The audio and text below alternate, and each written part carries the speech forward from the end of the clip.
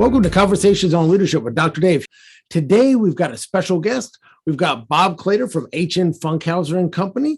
And to get started, Bob, I appreciate you being here. Appreciate you giving the time and sharing some of your wisdom with us today. And I was wondering if you could kind of introduce yourself to our listeners and give us just a little bit of your background.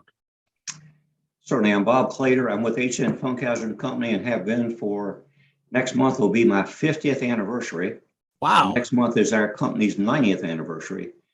So when I started with the company in 1972, I bought a business in Woodstock, Virginia called Lambert & Shum Oil Company. And at the same time, my father ran a fuel oil business here in Winchester. And I had just graduated in 1969 from the University of Richmond. I have a degree in chemistry. I worked for Allied Chemical for a number of years as a chemical engineer. I was just getting ready to move to Cary, North Carolina. My father said, there's a business for sale in Woodstock you ought to take a look at. So I looked at Lambert & Shum Oil Company, bought it in 1972, ran it for 4 or 5 years independently, and then merged it with my father's business in Winchester, which was called H.N. Funkhouser. Hugh Funkhouser started this business in 1932. Okay. My dad worked for Hugh, and Hugh died in 1962. So we had a wonderful time together. My dad sadly passed away at 64, some 34 years ago. We had a lot of fun. Our company started in heating oil only. When I bought Lambert & Shum, we sold gasoline and lubricants. We still continue to do that. We started the Handy Mart convenience store business in 1982. We added on to that with the Dunkin' Donut and Subway and Baskin Robbins.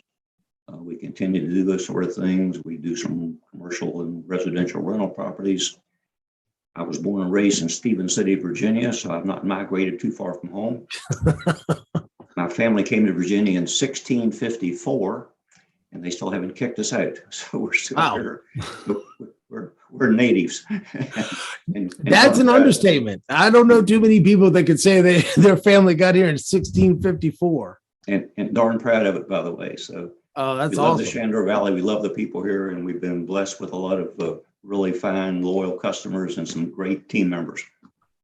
You can't beat that. How many stores do you all have as far as the convenience stores and the other franchises?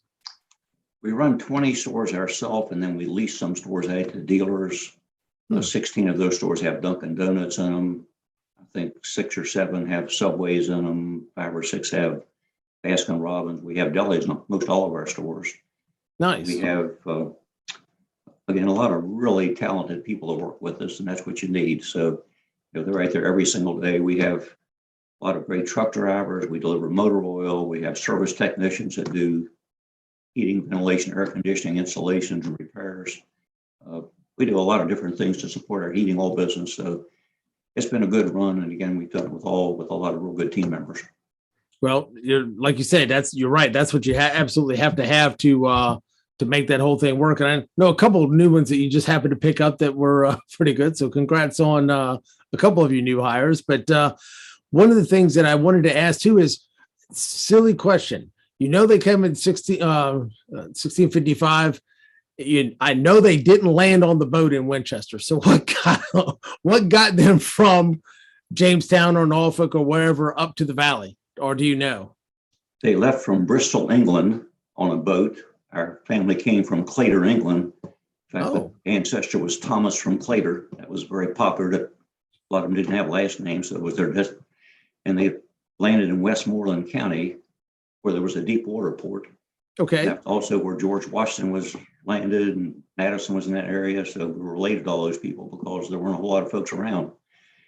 And then the Shenandoah Valley was actually founded or explored by the first white settler in 1729.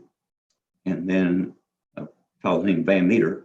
And Van Meter didn't like the Shenandoah Valley. He also had a land grant for Hardy County, West Virginia. Okay. So he sold the land grant in Shenandoah Valley to Yost Height, who built a fort in 1732, and then built the home we lived in actually in 1753, and then brought 16 families in. And then my family came out of Westmoreland counties sometime in the late 1700s. And wow. Again, my family in Stevens City go back, particularly through my mother's side of the family, some 5 or 6 generations. Wow, interesting. kind of laugh because there's still not a lot of folks in Westmoreland County. There's still a lot of people who work there. Yeah, no, there is, but I was gonna say beautiful area, but my little bit ways from there. But my folks on my dad's side grew up on Gwynn's Island, and so we were down that way all the time. In Matthews County. So, Sure. But anyway, no, it was, I just laugh. It's not a heavily populated area right now either. So, but I guess I'll start off with the first question: is what does leadership mean to you, and what does good leadership look like? A little bit back to that. I've given a couple of talks on leadership and a lot of high school student type talks, and okay, I always ask the group, "What is the one thing you need to be a really good leader?" And they always hem and haw and ask, but the answer is you need followers. So if you don't have followers, you can't be a leader. So I think sometimes you've got to decide how you can create a relationship where people want to follow you. And that's got to certainly be by respect. You can demand a lot of things, but you can't demand respect. So you have to set an example for people, and you have to create an atmosphere where people want to be part of your culture. And we talk a lot about culture in our company. It's not talent that really is always successful. You can hire a very talented person that just simply doesn't get along. Yeah. But you got to have a culture where people want to work together and share the load. I tell people, if everybody wants to ride on the wagon, it's a pretty hard pull for the guy that's pulling it. But if everybody's willing to jump off the wagon and be part of pulling in the right direction, you can move that wagon any place you want to. And businesses are the same way. So you've got to create an atmosphere where people want to follow you. I tell people often that as you go through life, you really paint a picture of yourself, and you start out in life early that with a clean white picture, and then you start painting with one dab of paint at a time. And every now and then you ought to stand back and see what that picture's looking like. And you may like the picture you're painting yourself, or you may not like it, but you can only change it one dab of paint at a time. So you need to be careful that you're painting a picture of yourself that people admire and want to follow and want to be part of your team. I think I worked in management development at Allied, in addition to being an engineer, and they used to talk a lot about being fair, firm, and consistent. Mm-hmm. I think that's a good leadership trait. You have to be fair to everybody. You have to be firm. You have to have certain rules that you have to enforce, and you have to be consistent. I think a lot of people have special friends or acquaintances that they treat differently, and I think that usually certainly doesn't spell success in an organization. You'll have to, I like quotes, and I think a manager's job is to clear the tracks so the horses can run. So I think you need to get things out of the way so that your team can get the job done. And it doesn't mean that you've got to do it yourself, but you've got to, again, give them the direction and then get out of their way. No, I like that. You're serving the folks that are serving your customers, and by you removing those barriers so they can get the job done. That's the stuff they can't do, is get those type of barriers out of the way. You really have two customers. You have the customer, the client that causes the cash register to ring, but each of your employees is also a customer. They're trying to know what direction to go. They're trying to sense what your direction is, and they've got to take care of the ultimate client. One of the things I use when we have a management development class here that we started back in 1985. Wow. And I put first meeting, I always put a colored box in the middle of the table. That box is a cube with different side colors. So every side's a different color. And they're sitting around this table, and I say, okay, what color is the box? And some people see a yellow box, and some people see a red box, and some people see an orange box. And the point of the exercise is that you can be darn sure that you're right, but that doesn't mean that somebody else is wrong, because they're seeing that box from a different angle. And business is that way too. You can be really sure that your direction is right, but somebody else seeing from a different direction can see a totally different color. And you need to pay attention to that. Customers that way too. We can do something we think is just great, but they can call and complain about it. You've got to try to get around on their side of the table and see how they're seeing it, because from their perception, they're right too. So there's not just one right in business. There's a lot of different angles that you see things, and each angle can have a little different outcome. No, I like that quite a bit. That's a great analogy. I love the example that you give with the box. We were in a presentation recently talking about, based on cognitive dissonance. You're talking about your brand dissonance, and are you able to deliver what is the customer getting what you think you're giving them? Because sometimes you think you're doing a great job, and then all of a sudden that might not be the experience that they're receiving. So, not getting that feedback from the customer, knowing, hey, if what I tell them in my sales and marketing for my brand promise, and then what I'm actually delivering them, is that what they're actually getting, and they feel like they're getting. We're exactly right. And perception is reality. If they perceive something as positive, then to them it is positive. If they perceive something as negative, then to them it is negative. It doesn't make any difference what I think. Again, they're seeing it from their angle. And if they see something that's wrong, we need to correct that. Because in business, all you have are clients and customers. If our cash registers don't ring, we're not going to stay in the business. Yeah. So we're not working for me. Sometimes I'll walk in a store and they'll say, "Oh, here's the boss." And I always say the same thing. No, I'm not the boss. The customer's the boss. Well, that's the guy we work for. And truly it is. The guy over there ringing up the Pepsi and the donut, he's the boss. And that's exactly. That's giving me that $5 bill. That's the truth. I mean, we all work for that customer. And we've got, commercial customers and manufacturing customers and farming customers and retail customers, and all of those people have certain needs, and it's up to us to try to supply those needs in a direction and fashion that they perceive as an advantage to them. No, I agree 100%. Like I said, that's the funny thing is, you were talking about earlier, having two types of customers, one being the client or customer that's, making the cash register ring, but the other one being the employees. And that was kind of almost the second part of the presentation I was working on the other day, was not just, brand dissonance. Is there an issue with what you're telling your brand promise versus what the customer thinks they're getting, but in that having that cultural dissonance as well with your employees, with the vision, mission, value on the walls, what you say, and versus what they actually see happening or what you do.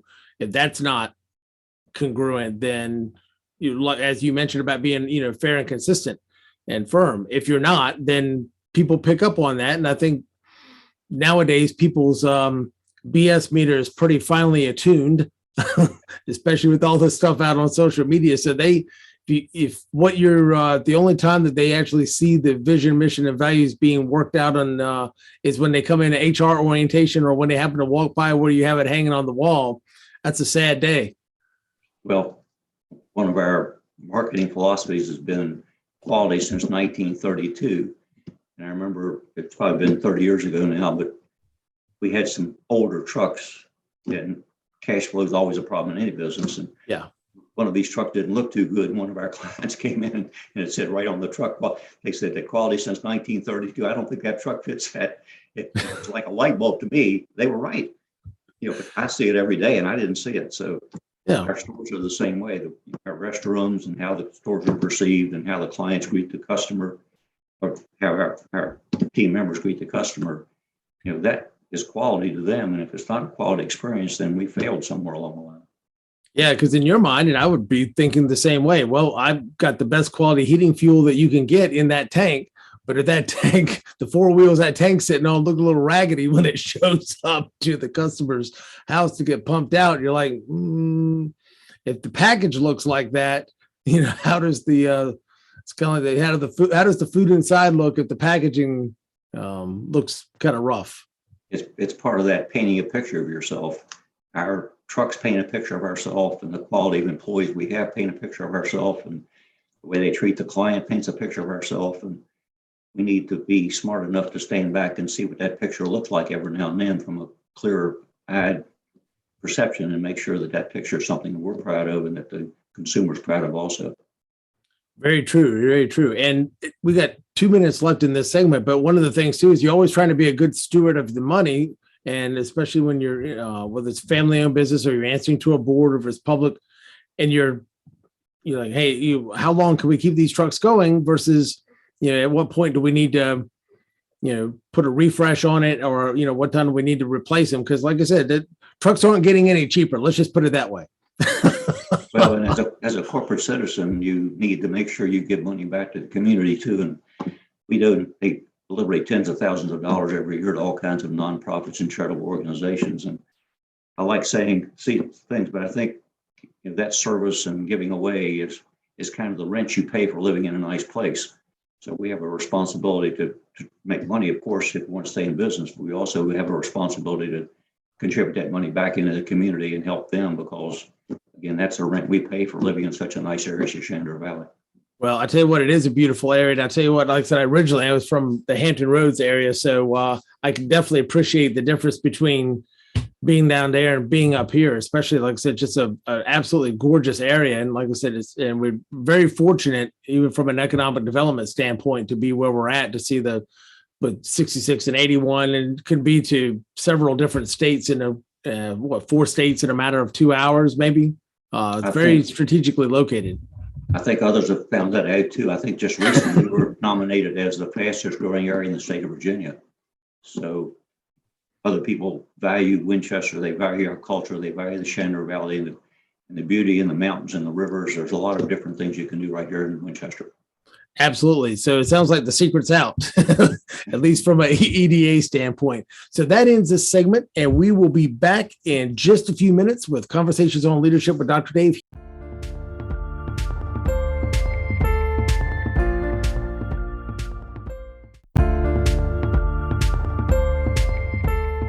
All right, welcome back to Conversations on Leadership with Dr. Dave. We're here with special guest Bob Claytor from H.N. Funkhouser Company, and we're finding out about he's definitely a native. His family native to Virginia, to say the least, from 1655. All kinds of interesting facts, but I definitely want to jump into the next question that we have for this segment, and I want to ask you, Bob, what's one of the biggest leadership challenges that you've had to face in your career? It's 1654, by the way. 1654, my fault. You're right. Well, that's a heritage to be proud of. That is an enormous amount of time over here. A while ago. I think our biggest challenge is to decide what people want.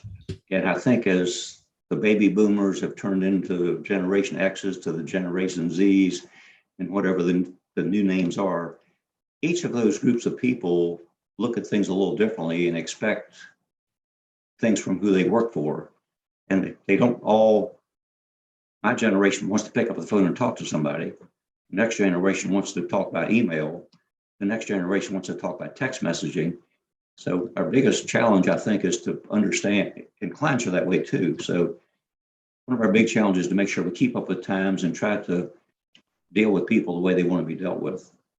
I think the other thing is part of our responsibility is to set goals. And I like saying that I think in life, most of our problems are not setting our goal too high and missing. I think it's setting our goal too low and hitting. I think people don't challenge themselves enough. We've got some really super talented people in our company, and they continually challenge themselves, and they can accomplish just almost anything they want to. We keep trying to motivate them to take on more responsibilities and do different things because they have the ability to do it. But a lot of people just want to kind of be a run-of-the-mill type, and that's fine. There's nothing wrong with that. But right. There's a lot of talent out there, and I think a lot of people aren't challenged enough to develop that talent, and it's up to us to do that if they want to. I think, too, social media nowadays, you can do all the right things, and somebody can misinterpret something. And today, with all of the internet and the Facebooking and so forth, word can get out both good and bad. So it can be a real advantage to use those type of social medias to market your company. But there's also some downsides to it. And I think, again, we've been around for a long time, again, 90 years next month. These challenges with the social medias and quick feedbacks and all those kind of things help us to be a better company because we get immediate feedback often. Sometimes that feedback, in our opinion, is not quite as fair as it should be. But fortunately, almost all of it's positive, but occasionally it's not. And I personally like criticism. Sometimes people will call me and will criticize, and they act like I'm going to be defensive, but I like that because I tell our people in our management class, when somebody's criticizing you, they're opening up a window on how they see you at that particular moment. And you better not shut that window too quickly because you're not going to get a chance to look at yourself from that angle again. So I like to hear criticism. I really do. Because if that person feels that way, or that person has seen something that they don't like, or they think they didn't like, likely is that somebody else has seen it the same way. So when somebody criticizes us, I really value the fact they took the time to call, because it first of all shows respect for us. The easiest thing for them to do is just never deal with us again. And we've lost a customer and we've lost the opportunity to get better. But when they take the time to call us, it gives us a chance to visit why they're saying what they're saying. Often they're right. And then it gives us a chance to correct ourselves and go on forward in a better fashion than before. So I think. Go ahead. I'm sorry. I was just saying those kind of things I think are important. I think I tell our managers to hire friendly, and we can train the rest. You know, people that are friendly are the kind of people you want representing your company. You can train the details. You can train how to work a cash register, a computer, whatever. So we like friendly people. We like smiling people. You know, nobody wants to be around a grumpy person. and that's our culture. We want to be, you know, a friendly, inviting company that people feel happy to deal with. So nice. So I love you were talking about the criticism, and I'm a big fan of the fact that you can't fix it if you don't know it's broke. No, that's exactly right. And again, we're looking at it from one angle back to the different color cube, and they're looking at it from another angle, and they can be right or they cannot understand. I know I had a person the other day say, I bet you really like these high prices. Well, we don't. No. we inventory a little over 1 million gallons of fuel. So when prices go up $1, that's $1 million. We got to finance somehow. Yeah. And we charge the people, heating oil customers or commercial customers or dealers. As that price goes up, that's more money on our books. And then the big thing is when the customer's not happy, we're not happy. So people don't like high prices, and we don't either. So we hope and pray that these prices are going to turn down pretty quickly. It's quite a mess right this second, but I really think it's hopefully a very narrow window of bump, and it's going to come back down here in 2 more weeks. Hopefully so. I think one of the things, and please correct me if I'm wrong, because I'm not in that business, but it seems to be that just because the prices go up doesn't mean that the profit margin is going up. It's actually just the opposite. Sometimes everybody sees the prices go up, but everybody wants to be competitive. So when we see a price change, we try to match that price change, whether it's going up or whether it's going down. But when prices go up, nobody wants to be the first person to go up. So your margins usually get depressed. When prices go down, which we like, again, most people don't want to be the first to go down, so the margins get better. But the big thing is cash flow. That higher cost product costs a lot more to finance in the tanks. It costs a lot more to finance on your accounts receivable. Percentage of profits go down. And we make a cent per gallon. It has nothing to do with price. So I know most people think service stations make a ton, but they usually make 8 to 12 cents a gallon. That's it. And if you use a credit card, that's 3%. Right. So if the gas costs 2 cents a gallon, 3 cents is 6 cents a gallon. The credit card company's we're getting the other 6 cents. If gas is $4 a gallon, that's 12 cents the credit cards company gets, which sometimes is more than we get.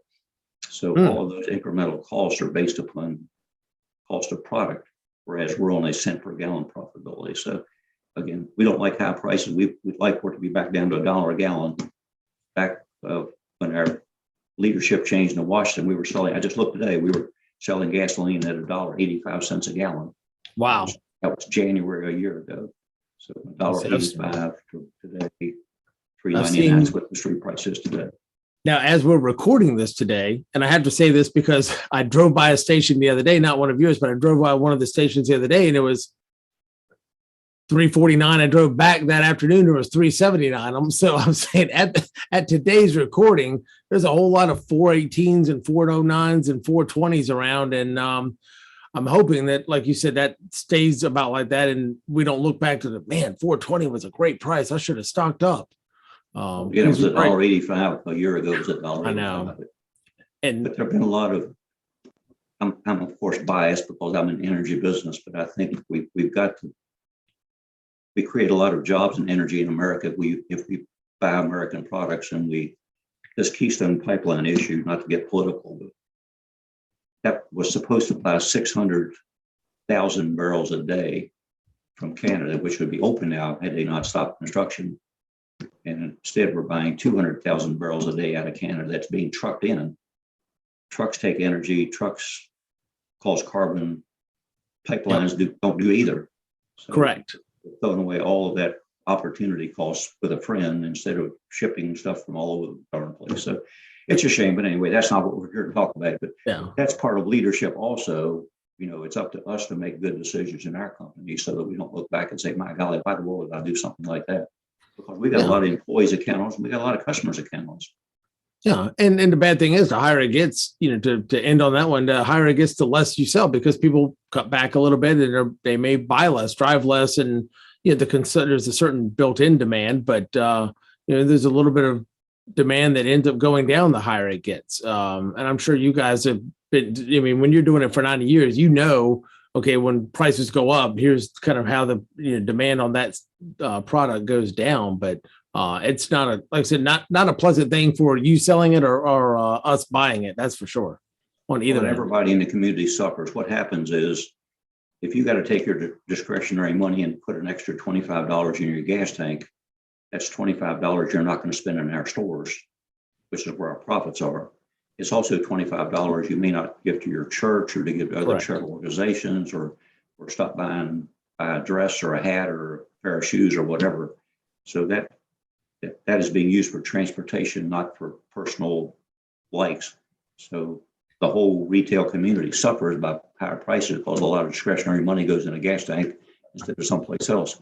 Yeah, I was going to say, I think people don't realize the nonprofit and the retail economic impact on both of those sectors from from those rising prices, whether it's inflation on the grocery end or whether it's on the fuel end of it. Like I said, that's nonprofits and charities that can't, and churches that can't get money. And that's also, retail sales that don't happen when more of that money on a fixed budget goes to necessities versus niceties.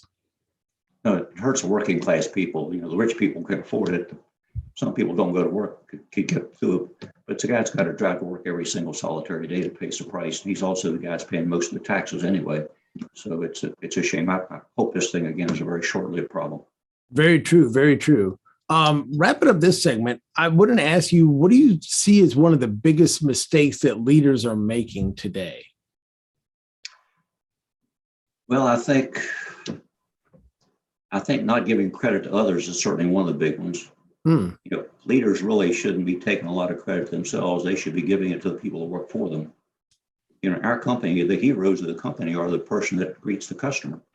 So absolutely, that's a fuel truck driver or a cash register at one of our convenience stores or a person who works on a person's furnace. That's the hero of our company. That's who they are, our company to that consumer. It's not me. I don't see as many people as I'd like to see everybody, but I can. But you need to make sure you give credit to the people who are doing the job and not take credit yourself. I think that's one big thing. I think another thing is it's hard for a leader to say I was wrong. But that's the biggest way to build credibility with your team is to say you're wrong. First of all, they know it. No secret to them, huh? So you may as well tell it. When you say you're wrong, it humbles you a little bit. It lets them know that you recognize the facts, and it makes them more willing to follow you as a team member. Nobody wants a dictatorial leader. We talked about it earlier in an earlier segment. They want somebody who's a partner who stands with them, puts their arm around them and thanks them for what they're doing and sets a clear direction. So there's nothing wrong with, saying you were wrong. I think we talk a lot about the 7 Habits of Highly Successful People by Steve Covey. That's a great book. And it talks about, being proactive, beginning with the end in mind, putting first things first, thinking win-win. Those traits really help you become a better leader and think before you make a decision. That think with the end in mind is so important. I mean, I can't tell you the number of times when I worked for Allied, I had a little thing over my desk that said engage mind before opening mouth. Well, sometimes people don't engage their mind before they open their mouth. So you need to think when you say something to somebody, team member, client, customer, whatever, you really need to think how that comments can be taken and what effect that's going to have with the end in mind down the road, a week, a month, 2 years from now. And I think that's sometimes you get in such a hurry that you don't give the respect to the customer that you should. But that's all you have. We get so busy. We're busy all the time and phones are ringing. But when a customer has a question, we got to stop and answer that question because he's the boss. So they're not interrupting our day. They're making sure tomorrow is going to be here. So, very true. I was going to say he's the purpose of the day. That's exactly right. So I think, again, you've got to be careful that you don't create an atmosphere where you're so caught up in the day-to-day activities that you lose focus, what's really important. And that customer service and that long-term objective, and that's what's going to build a business. And again, we've been so fortunate that this community has embraced our business now next month for 90 years. That happens because of really good folks doing really good things and representing our company well, and a lot of really good customers that have trusted us. So those kind of things are important. Yes. Well, hopefully you guys are going to be doing something big in the community for the 90th, at least to let everybody know that, hey, we've been here 90 years, because that's a pretty substantial benchmark to get to. I thank God every day for the blessings we have, and I wouldn't mind sticking around for the 100th, but I don't know if that'll happen or not. We'll find out. I'm just proud to be here today. You're like, all right, check the box. I made it to 90, and that's the next goal. We'll make it to 100, right? Well, good deal. I'll take every day I'm blessed with. Absolutely. Isn't that the truth? Well, that's all the time we have for this segment. And so we're going to cut the break, and we will be back in just a few minutes on Conversations on Leadership with Dr. Dave.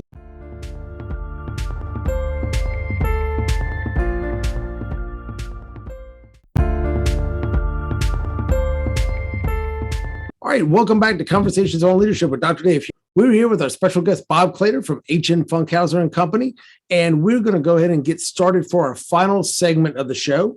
And I want to go ahead and start out with this question. What do you think is the best way for leaders to improve their leadership skills? I have a friend who says you need to project the 3 Ds, and I, of course, didn't know what the 3 Ds were, and he said it's decide, delegate, and disappear. I like that. And you laugh about that, but it's true. A leader can't.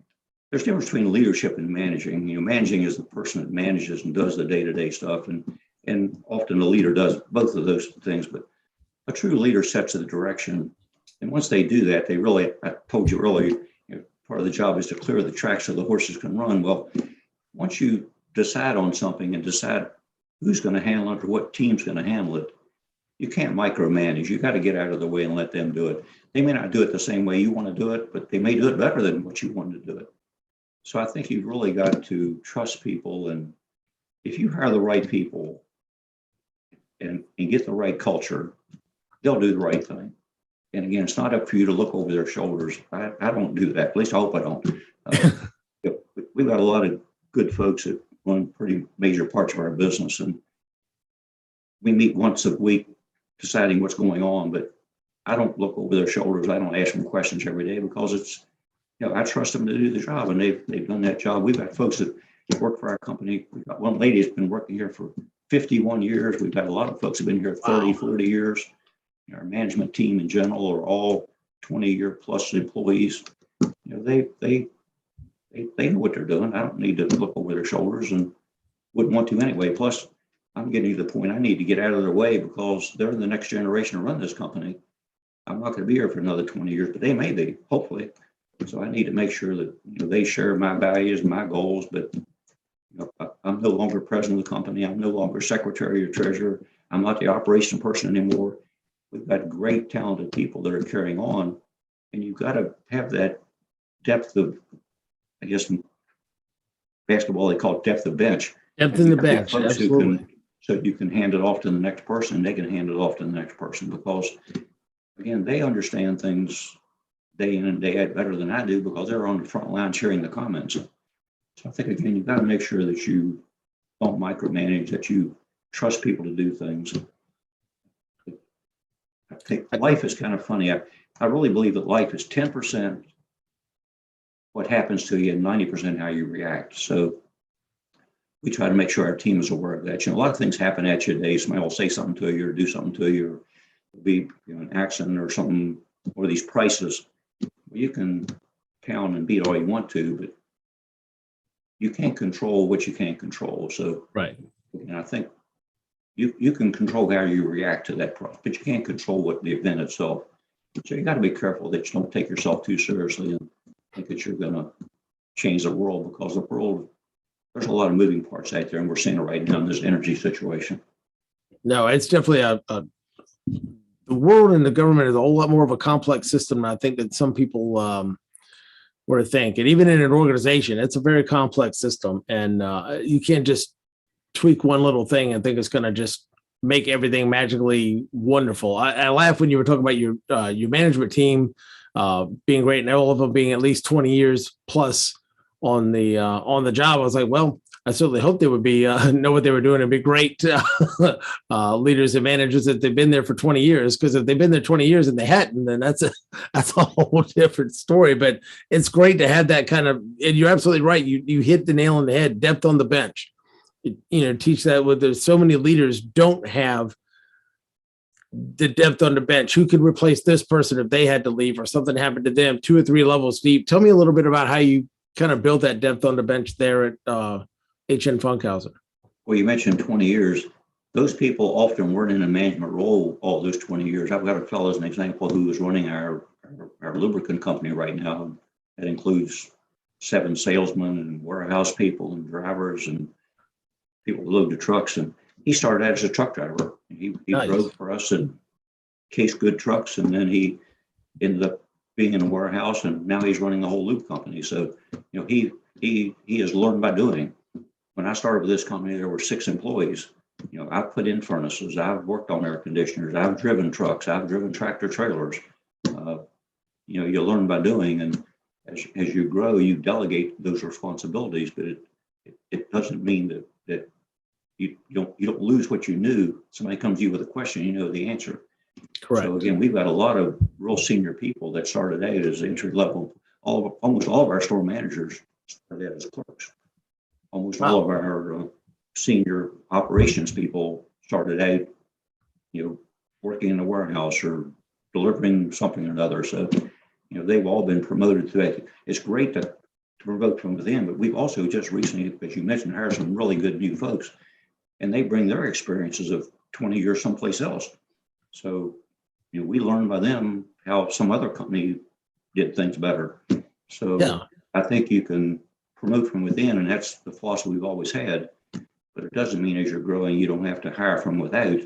And those people bring a lot of skill sets with them and a lot of knowledge that they can benefit from.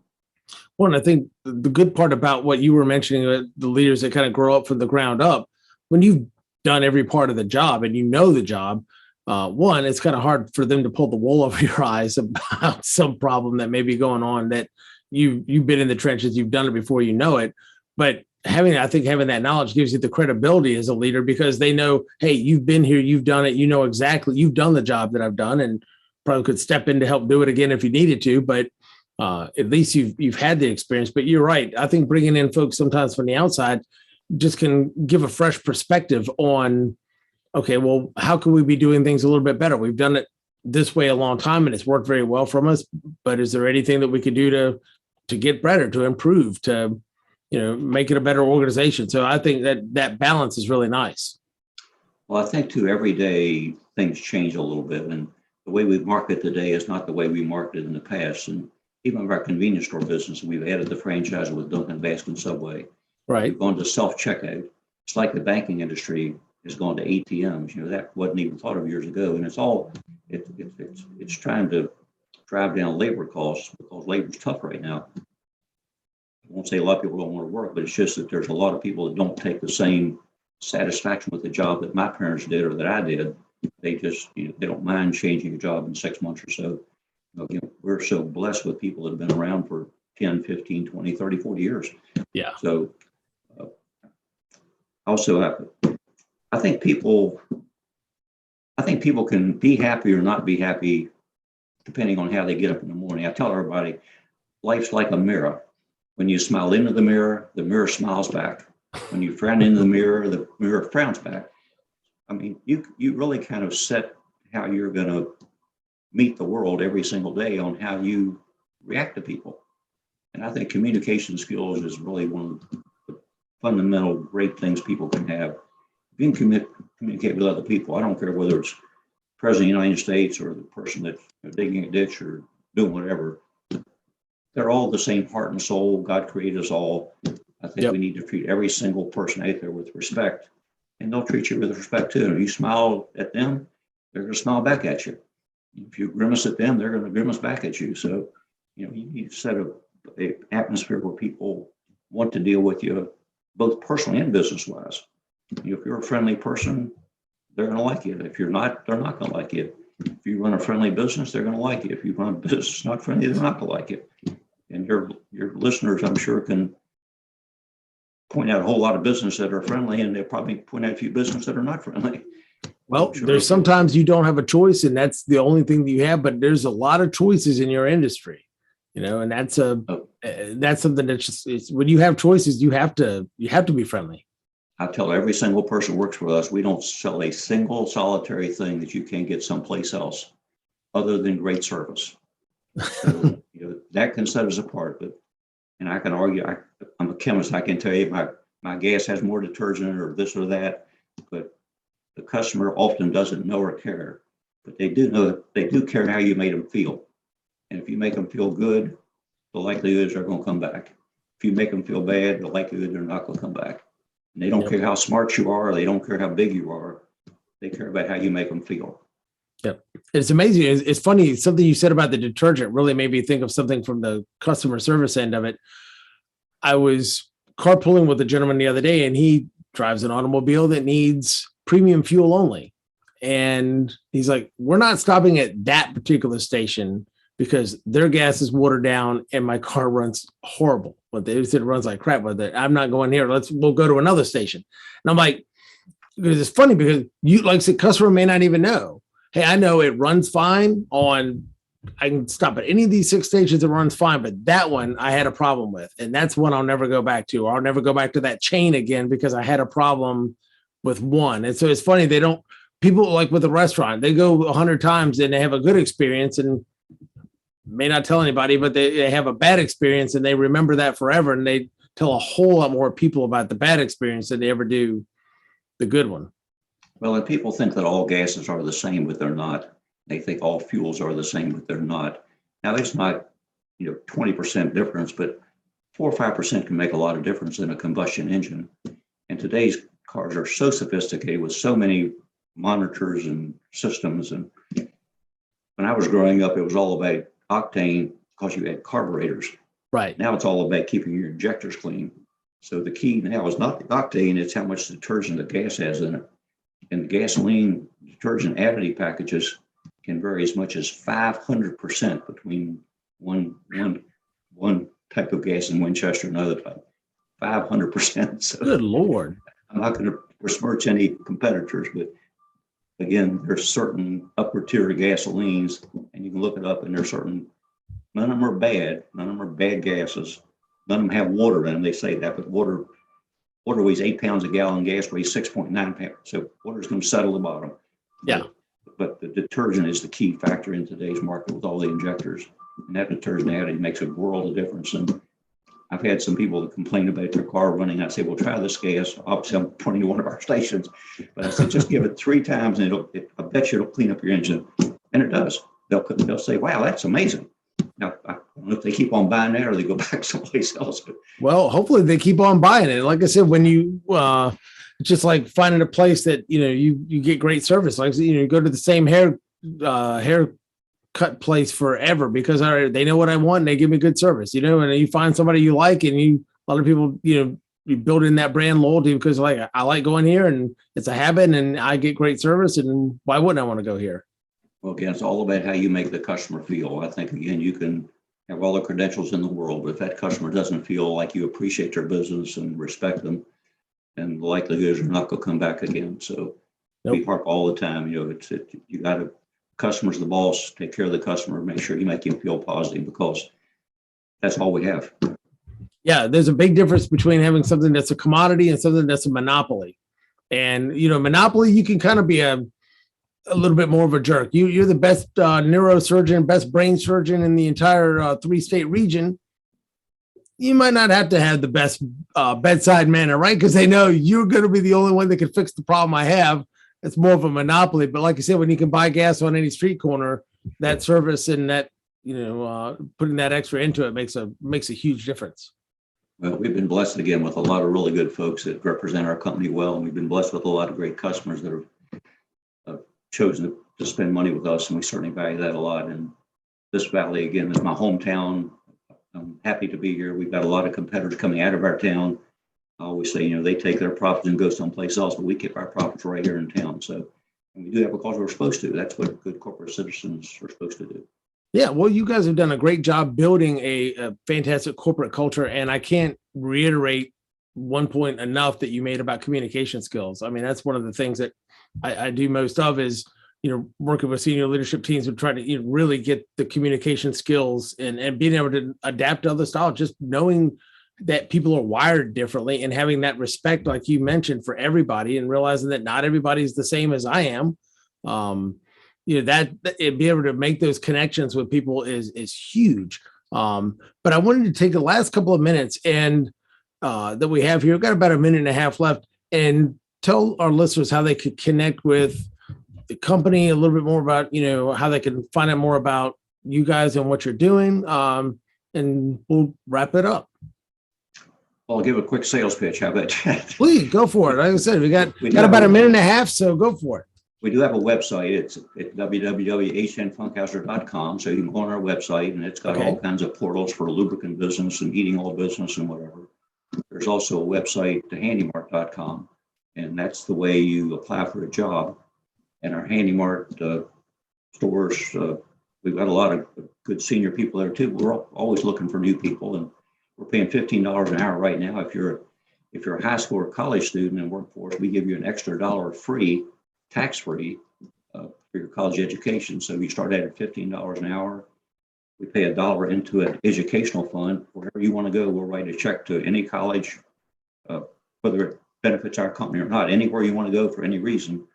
So you get an extra $1 an hour, and then you can take training on these sites and give yourself a couple raises based upon passing tests on the screen. So, we really value the community. We've got tons of high school kids and college student workforce, and we'll write it up to $2,000 a year check to their college to help defray some of their college expenses. So these people come back year after year in workforce during the summer months if they're in college, or in the afternoons if they're in high school. So it means a lot to us because they know what they're doing, and they're all fun, friendly folks, and means a lot to them because they get an extra $1 an hour contributed to their college education or high school education for that matter.